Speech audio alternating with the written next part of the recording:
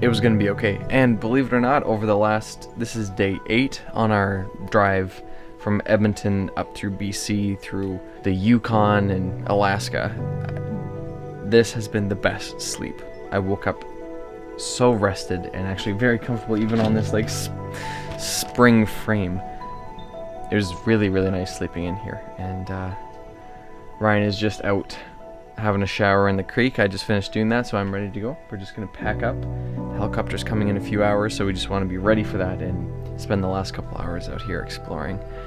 But one thing, when we woke up, we were just both looking at the ceiling and reading all of the notes that people have carved in or written with Sharpie on the bus. And when I first got in here, I wasn't sure how I felt about it, but it's not vandalism. There's no crude comments or anything like that. It's all very positive, and there's hundreds of people that have signed this from around the world. Like, we've seen Australia, Japan, obviously all over the States and Canada, and it's really, really powerful just to see how much this story of Chris and this bus has affected people positively. And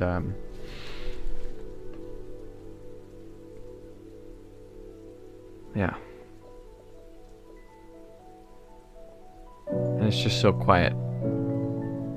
We're surrounded by nature. I see why Chris loved it here so much. It's like the perfect spot. Even though it's really run down and abandoned, this bus is like a safe place. Wow. Oh, look at this.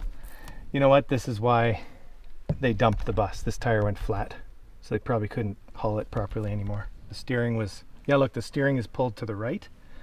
That makes sense. So then they just cut the chain off and kept on moving. So that explains why they left it.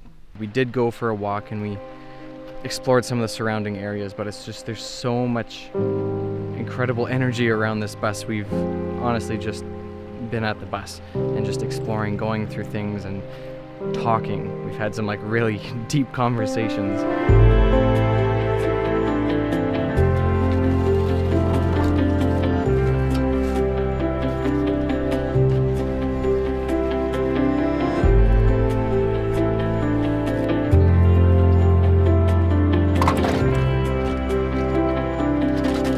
Well, our time with the bus has come to an end. Now we just gotta wait for the helicopter to come pick us up and say bye to the bus one more time from the air.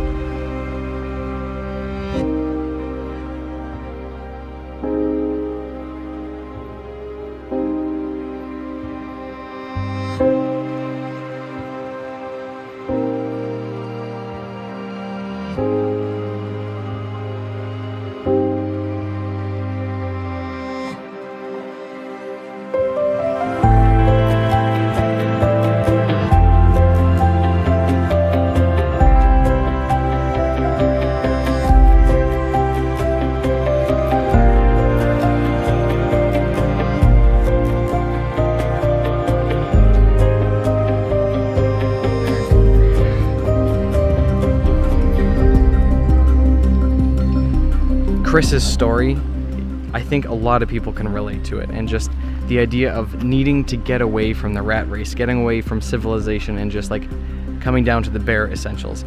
Now, he came into the wilderness, he should have been probably a little bit more prepared, but his message is still there, and his last real quote that really connects to me was that happiness is only real when shared.